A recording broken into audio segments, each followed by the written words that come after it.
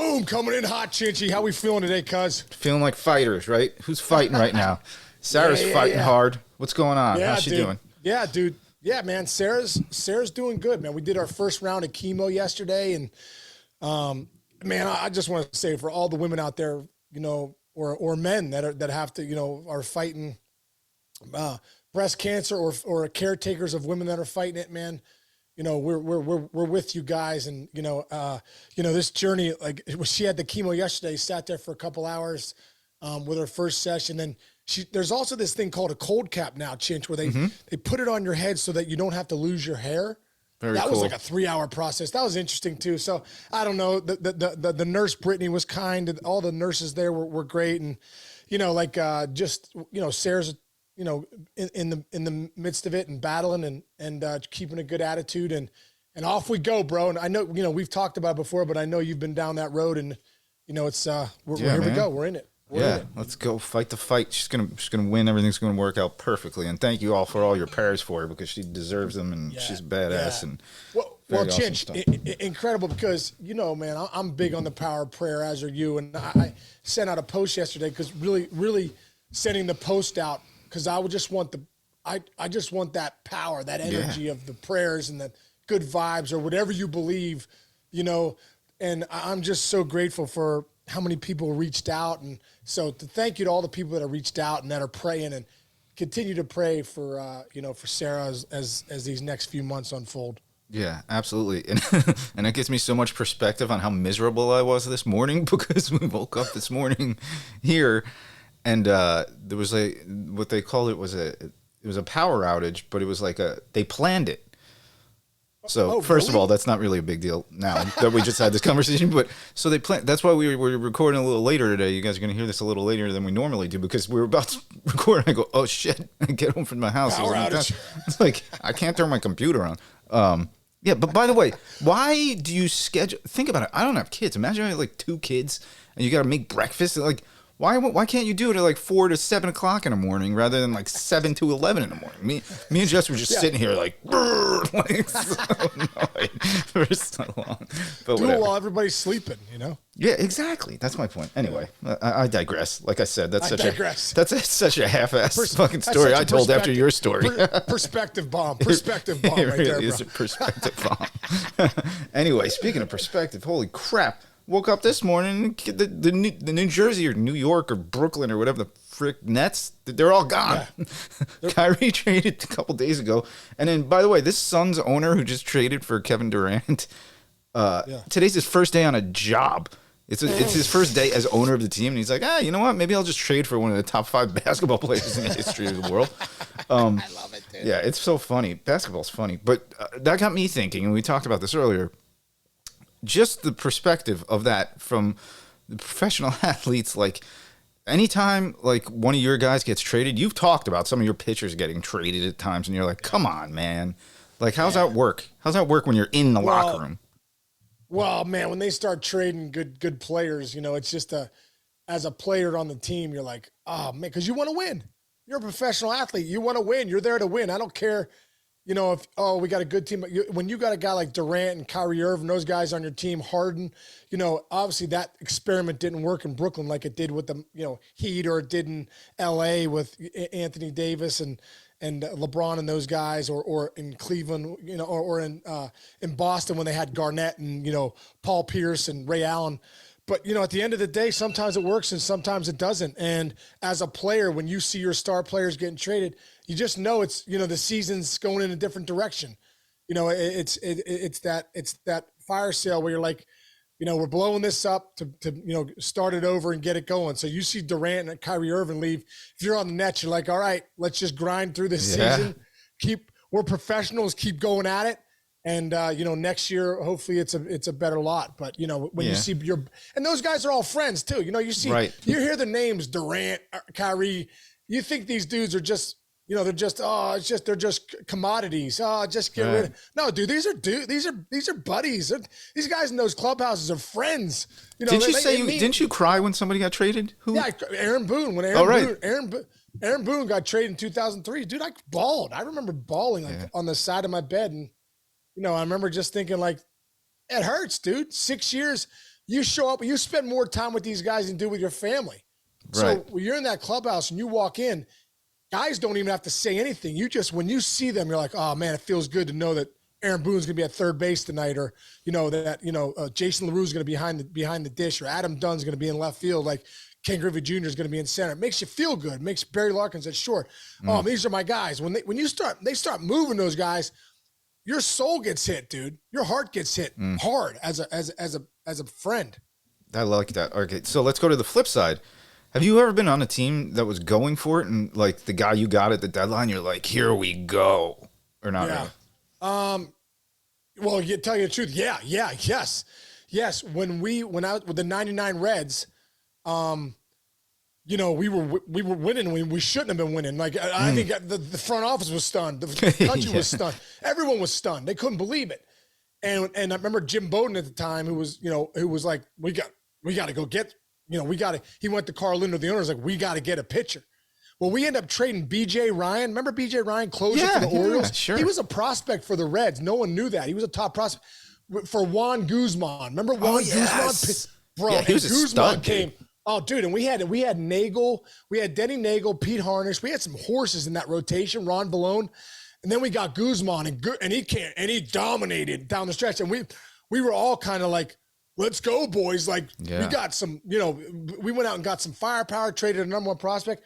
So that was exciting. I remember when I was with the Red Sox in 2008, there was, clubhouse stuff going on. Manny Ramirez kind of wanted to be traded, and it was starting to bring a bad vibe in the clubhouse, and Theo and those guys in the front office felt it, and they traded Manny. And I remember thinking like, oh man, we traded Manny. Like, where we go? And we got Jason Bay back. Right. So it was almost like, whoa, dude. Like, and Jay Bay came in and was an absolute thoroughbred killer, dude. He came in and dominated for those 2 months.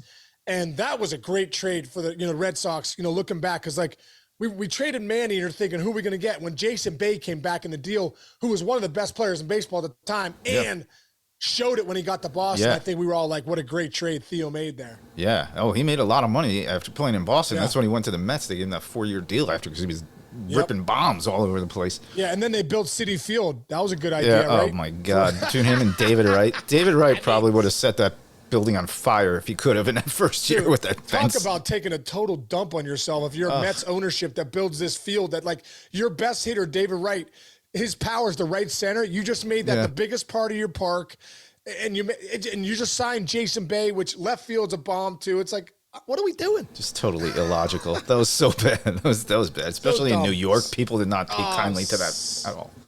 So bad. Yeah. Anyway, so wait. Oh, by the way, funny thing. Do you know the Steve Cohen? I just saw this today. Steve Cohen, the Mets owner, he took out a local ad. There's going to be a Mets commercial in New York. And by the way, local ads are just as important and expensive as they are nationally for the most part. Right, in New York. Yeah. Dude, Steve Cohen put I don't know how many millions of dollars he had to pay. There's going to be in New York or the tri-state area, you're going to see a commercial about come watch the Mets this year at the Super Bowl. That's like millions. Are you serious? Yes. I just read it this morning. Ken Rosenthal sent it out. Not a local commercial or local. No. So what if happens? You're in the New York market. Oh, dude, that's forget a about big it. one. No. You don't understand. Local commercial breaks. I'll give you a little inside info. Is like when you're doing TV and stuff. The local breaks are the ones where you make the most money off of them. More so than you get paid for like the national ads, because the national ads are going here and there, whatever.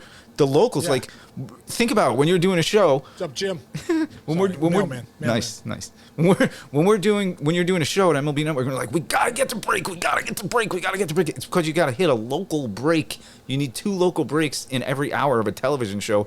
Otherwise, you're not making money on TV. So that being said, Steve Cohen is paying for a local break in his Super Bowl after having spent $750 gazillion this offseason. The guy is so awesome. It's so cool. Oh, my God. Dude, listen, bro.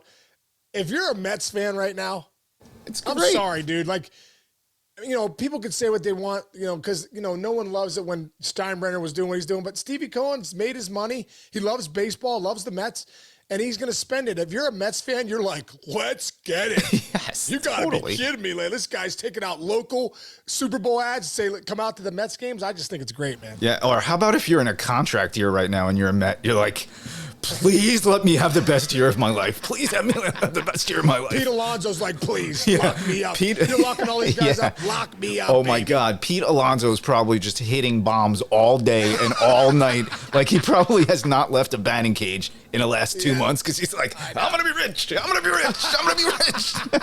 That's so 250 mil, 300 mil, so 350. I'll never forget. This is like how context works in your head. I remember when me and my brother were younger, growing up Yankees fans. My dad used to tell me and my brother, he's like, you guys gotta play for the Yankees. Steinbrenner pays the most, so when you gotta get to the Yankees. Meanwhile, it's like we didn't make it to the big leagues, but it's like that's the perspective. It's like when you get up there, when you get to that level, you gotta find Steinbrenner. I'm like, okay, yeah. So great, dude. So was your brother Rob a good player? Dude, he ran a 3.7 to first. Oh my God, are you serious? Lefty hitter?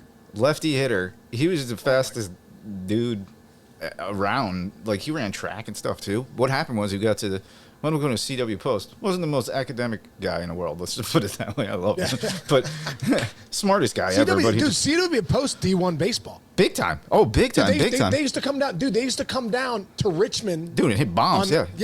We used to come down to Richmond and open up their season because our weather was better. We're like, CW Post, where the hell's that? But it was CW Post and New York Tech were like within like 5. New York Institute of Technology, also a lot of pros came from there.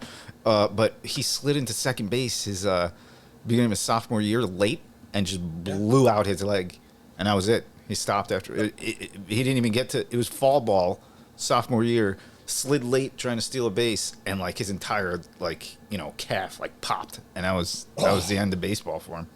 Sad enough. He's still fast. He's still crazy. He does like jujitsu and shit. Oh, I know. Yeah, he'd kill us. He'd kill you and me in 0.8. He really. Yeah.